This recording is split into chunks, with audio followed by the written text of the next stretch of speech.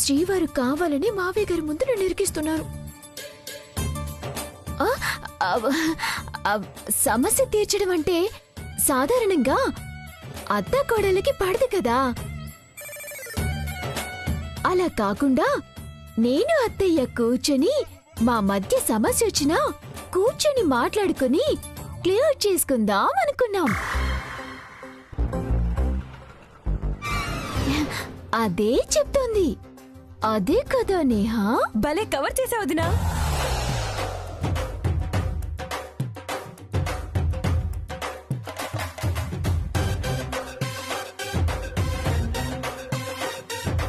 Cover చేయటం ఏంటమ్మా?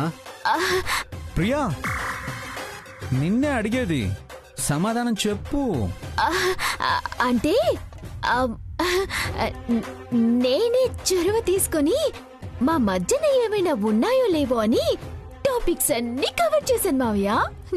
అదే చెప్తోంది.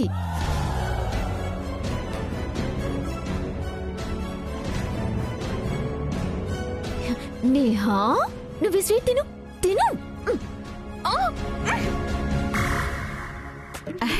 అల్లుడు గారు, ఆశ్చర్యకరమైన విషయం ఏమిటంటే ఇదిగో ఈ వంటలన్నీ సునందే చేసింది.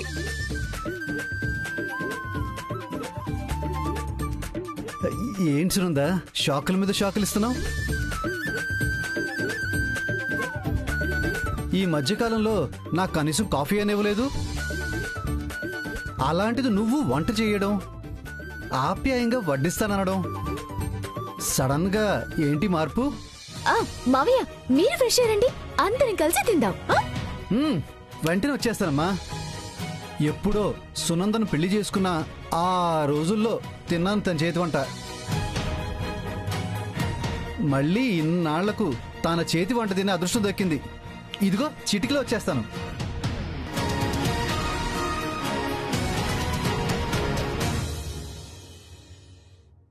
నేహా,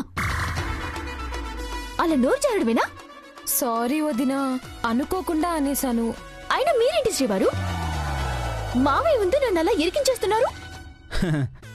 నాకు అవకాశం కల్పించినప్పుడు ఇరికించకుండా నేనెందుకుంటాను? అవునా?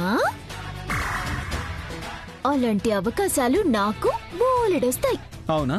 వచ్చినప్పుడు చూసుకున్నాలే. నువ్వు కూర్చోమ్మా. కావాలా? పెట్టు.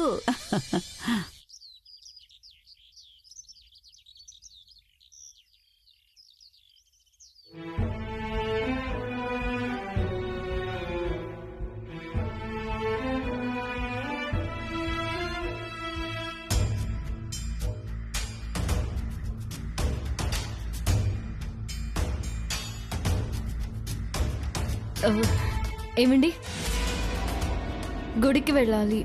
వెళ్ళు. నాతో పాటు మీరు కూడా రావాలి. నాకు రావడం కుదరదు, చాలా పనులున్నాయి. 10 నిమిషాలేనండి, వెంటనే వచ్చేద్దాం. కుదరదని చెప్పాను కదా. అలా అనకండి, మీకున్న ప్రాబ్లం పోవడానికే గుడికి వెళ్దాం అంటున్నాను.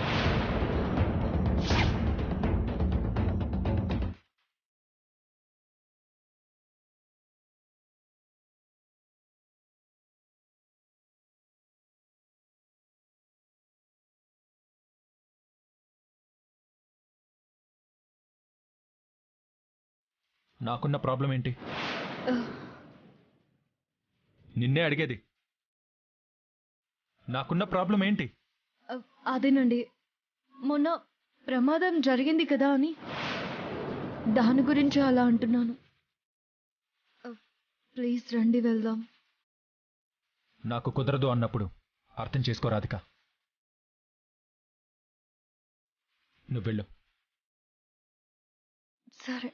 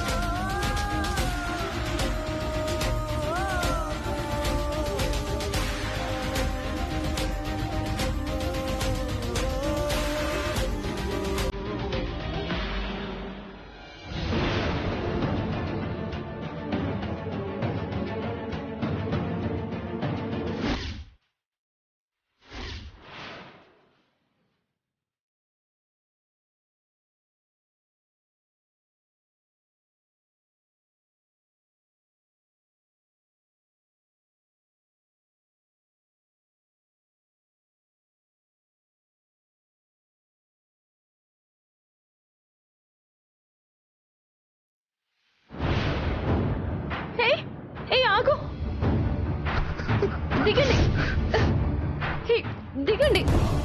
నా జీవితమే పోయింది. నేను చచ్చిపోతాను. నన్ను చావనివ్వండి మేడం. అయ్యో,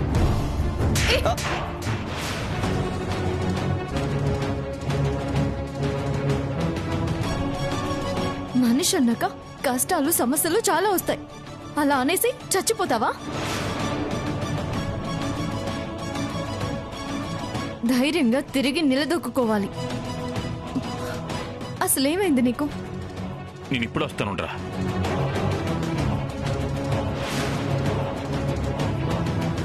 లో ప్రాబ్లం మేడం. నిజాయితీగా ప్రేమించాను. ఆ ప్రేమ కోసం ఎన్నో కలలు కన్నాను. చాలా విశ్వాసంగా బతికాను.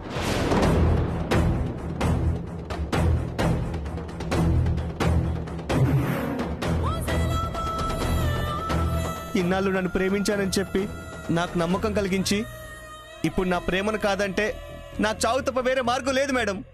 అందుకే చచ్చిపోతున్నాను మేడం. వీడే రాధికని ప్రేమించాడనుకుంటాను. కైలాష్ని పెళ్లి చేసుకుని తనను మోసం చేసిందని చావాలనుకుంటున్నాడు ఈ అబ్బాయి. ఇది చాలు రాధికని ఇంట్లోంచి గెంటించడానికి. ఇష్టం లేకపోతే ముందే చెప్పాలి. చేతిలో చేతులు వేసుకొని తిరిగి ప్రపంచాన్ని మర్చిపోయి నవ్వుతూ కబుర్లు చెప్పుకొని రోజు మెసేజ్లు పెట్టుకొని అవకాశం వచ్చినప్పుడల్లా కలుసుకొని తర్వాత నన్ను కాదంటే చావు తప్ప నాకు ఇంకే దారి లేదు మేడం. ఆగుతావా? ఖచ్చితంగా వీడి రాధిక లవరే. ఈ సంగతి వెంటనే కైలాష్కి ఫోటోలు సాక్ష్యంగా చూపించి మరీ చెప్పాలి.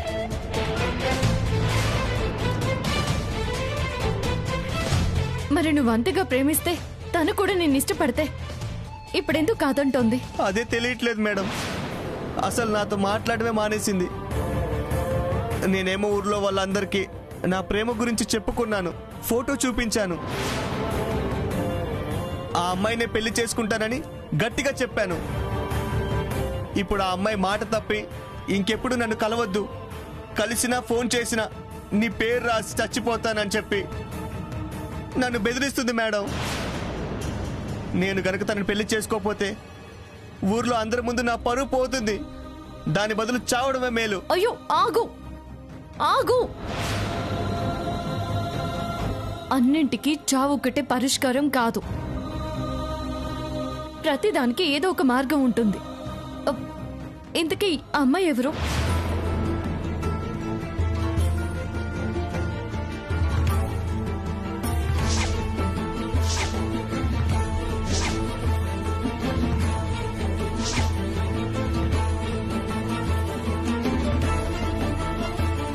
నువ్వు ప్రేమించింది మల్లీశ్వరినా? అవును మేడం. తను మీకు తెలుసా? మా ఇంట్లోనే ఉంటుంది.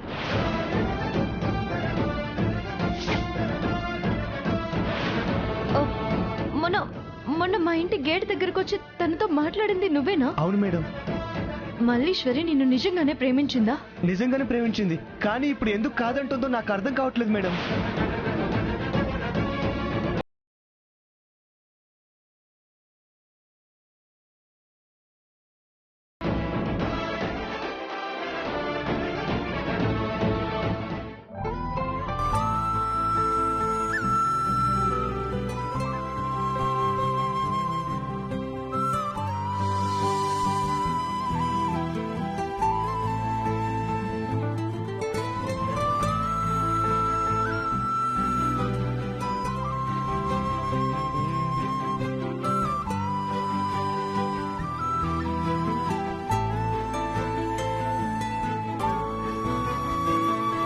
నేను మళ్ళీ కాల్ బ్యాక్ చేస్తాను మీకు.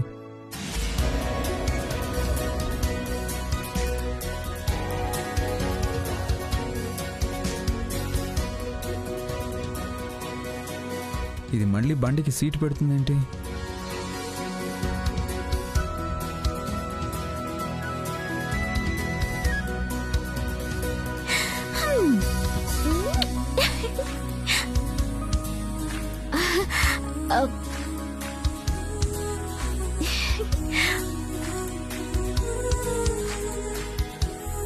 నేను అడిగితే బండికి సీట్ పెట్టే సమస్య లేదన్నావుగా. ఇప్పుడేంటి మనసు మార్చుకుని నువ్వే సీట్ ఫిట్ చేస్తున్నావు? మనసే మార్చుకోలేదు శ్రీవారు. నా మాటకి కట్టుబడి సీట్ పెట్టేశాను. అంటే ఆ, ఒకసారి గాల్లోకి చూసి నేనేం చెప్పానో గుర్తు చేసుకోండి. ఎవరైనా కూర్చోవాలి అనుకుంటే ఎలా కూర్చుంటారు? అసలు ఎందుకు ఎక్కుతారా వేరే వాళ్ళు నీ బండి? ఎక్కితే ప్రియానే నీ వెనక కూర్చోవాలి. నువ్వు మర్యాదగా వెళ్ళి సీట్ తీసుకురా. నేనెక్కినప్పుడే బైక్కి సీట్ ఉంటుంది. నువ్వు నాతో బండి మీద వచ్చేటప్పుడు మాత్రమే సీటు పెడతానన్ను. అర్థమైంది కదా? రెడీ అయితే బయటికి వెళ్దాం. ఆ, నాకు చాలా బోర్ కొడుతుంది శ్రీవారు. షాపింగ్ చేసేద్దాం. నీతోనా? నేనా? నోవే. మీరు నన్ను తీసుకువెళ్లాల్సిందే. కుదరదని చెప్తున్నానా? నాకు బోల్డ్ అని పనులున్నాయి. మీ బోడి పనులన్నీ పక్కన పెట్టేసి మీ గాడి మీద నన్ను తీసుకువెళ్ళండి. షాపింగ్ లేదు, ఏం లేదు. నేను తీసుకెళ్లను. తీసుకెళ్ళకపోతే నేను ఊరుకునేది లేదు. ఏం చేస్తావు? ఏం చేస్తావు? ఉన్న పలంగా ఇలా నిలదీస్తే ఎలా చెప్తావు? ఏం చేయాలో కొంచెం ఆలోచించుకునే టైం కూడా ఇవ్వరా? ఒరే పాపం, అది బయటికి తీసుకెళ్ళమని అడుగుతుంటే తీసుకెళ్ళనంటావేమిట్రా?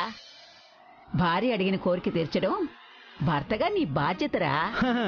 బాధ్యత లేదు, ఆవకాయ బద్ద లేదు.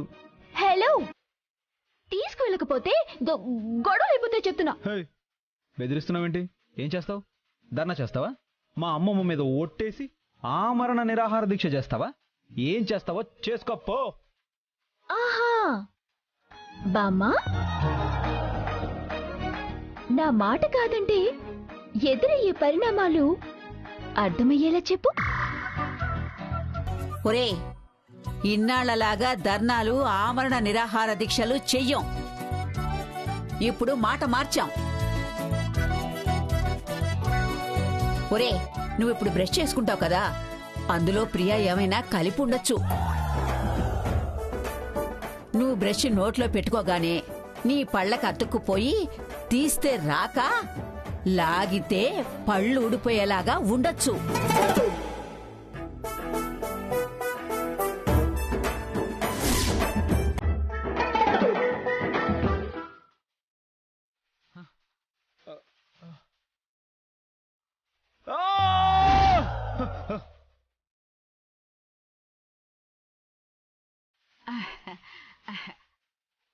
ఒకవేళ అది తప్పించుకున్నావే అనుకో, తలస్నానం చేసే షాంపూలో తుమ్మబంక కలిపి ఉండొచ్చు. అదంతా నీ జుట్టు కత్తుకుని సగం జుట్టు ఊడిపోవచ్చు.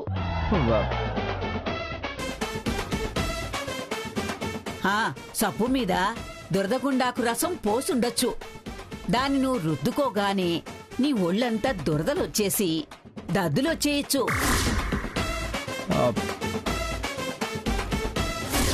మొన్నట్లాగా చెంట్లో బొద్దింకల మందు కూడా కలిపి ఉండొచ్చు. ఇలాంటివే చాలా ప్లాన్లు చేశాం.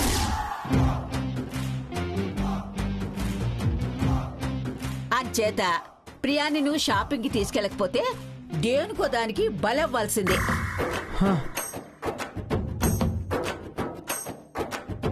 అందుకని ఎందుకొచ్చిన తిప్పలు చెప్పు. హాయిగా దాన్ని బయటికి తీసుకెళ్లావంటే నేను చెప్పిన బాధలన్నీ నీకు తప్పుతాయి. వామో వామో వామో, మీ దరిద్రపు కొట్టే ఆలోచనలు తగలయ్యా. మీరు అసలు ఆడోళ్ళేనా లేక తీవ్రవాదులా? వాళ్ళకు కూడా ఇలాంటి సాడిస్టిక్ ఆలోచనలు రావు తల్లి. అదంతా అనవసరం. తీసుకెళ్తారా లేదా? ఒరే, బాగా ఆలోచించి నిర్ణయం తీసుకో, లేదంటే తీవ్ర పరిణామాలు ఎదుర్కోవాల్సి వస్తుంది. మీరిద్దరు ఒక్కటే. నన్ను ఇలా బెదిరించడం ఏం బాలేదు. మరి మామూలుగా రిక్వెస్ట్ చేస్తే మీరు వినడం లేదుగా. ఆలోచించుకోండి. సర్లే, తీసుకెళ్తాను. ఒసే ఒసే, నేను ఇక్కడే చచ్చానే, వాడికి అసలు లోపలికి వెళ్ళనివ్వు.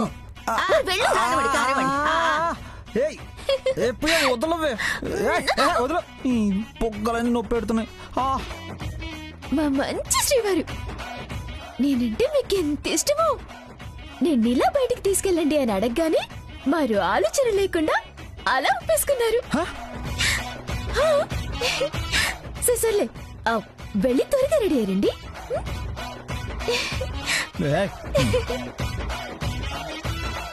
ఇలా అడగగానే అలా ఒప్పేసుకున్నానంట.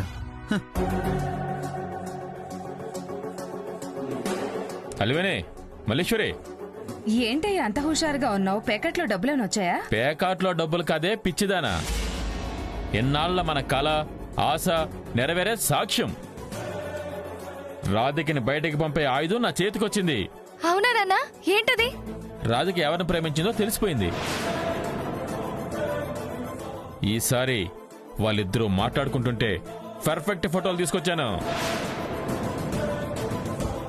దాంతో ఈ ఇంట్లో రాధిక చరిత్ర సమాప్తం. అబ్బా నాన్న, ముందు ఫోటోస్ చూపించు. చూపిస్తాను.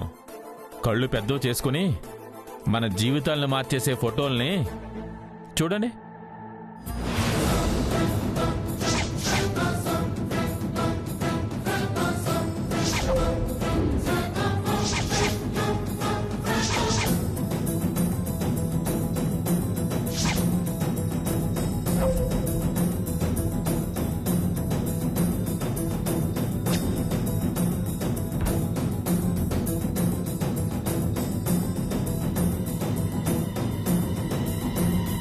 వీణ్ణేనా రాధిక ప్రేమించింది? ఖచ్చితంగా వీణ్ణేనే. అసలు నీకు ఈ ఫోటోస్ ఎక్కడ దొరికాయి నాన్న? మనకు అనుకూలించే ఒక గొప్ప సంఘటనలో వీళ్ళిద్దరూ మాట్లాడుకుంటుంటే నేనే తీసానమ్మా. పదండి, మన నటనతో కైలాస్ ముందు, మా అత్తయ్య ముందు రాధిక ప్రేమని బయట పెట్టి బయటికి సాగనంపే పనికి శ్రీకారం చుడదాం. నా తింగర్ నాన్న నా కొంప ముంచేలా ఉన్నారు. పదండి. నాన్న, ఒక్కసారి నేను చెప్పేది వినండి. లేదమ్మా, నేను చెప్పేదే నువ్వు వినాలి. ఇంకెవరు చెప్పినా నేను వినను. ఈ సందర్భం కోసమే, ఈ అవకాశం కోసమే ఎన్నో అవమానాలు భరించాను, ఎన్నో మాటలు పడ్డాను. ఇక్కడితో వాటన్నిటికీ చెక్ పెట్టి మనం అనుకున్నది సాధించాల్సిందే. మంచి పని చేసావయ్యా. అయ్యో నానా, నానా,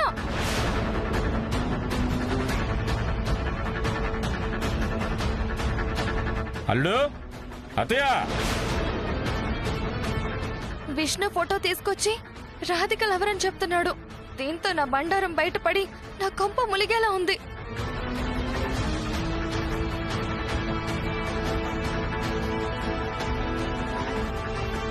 ఏం చెలపాయ్,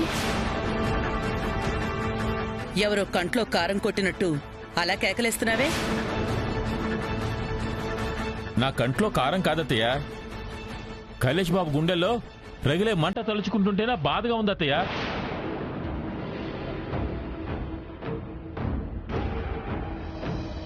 ఎంతో గారాభంగా పెరిగాడు.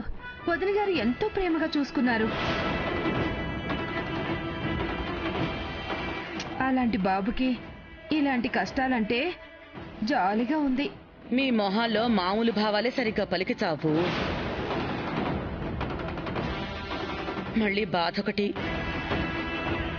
విసిగించకుండా సరిగ్గా చెప్పండి. కైలాష్ బాబు, నువ్వు గుండె దిరువు చేసుకో. అసలైతే నీకు చూపించకూడదనే అనుకున్నాను, కానీ ఇక్కడే ఉంటూ మా చెల్లెమ్మ పెట్టిన తిండి తింటూ మోసం చేయడం ఇష్టం లేక చూపిస్తున్నాను బాబు.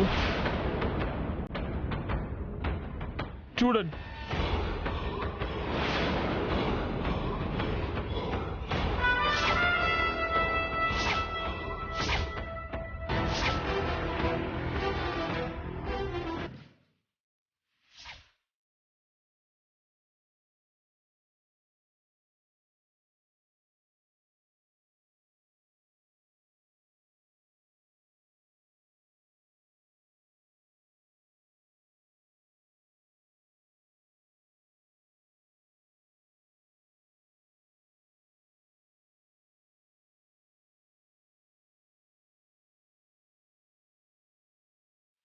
ఫోటోలో రాధికతో పాటు ఉన్నది ఎవరు మామయ్య? ఎవరంటావేంటలుడు? నాకు తెలిసి రాధిక ప్రేమించింది ఇతన్నే.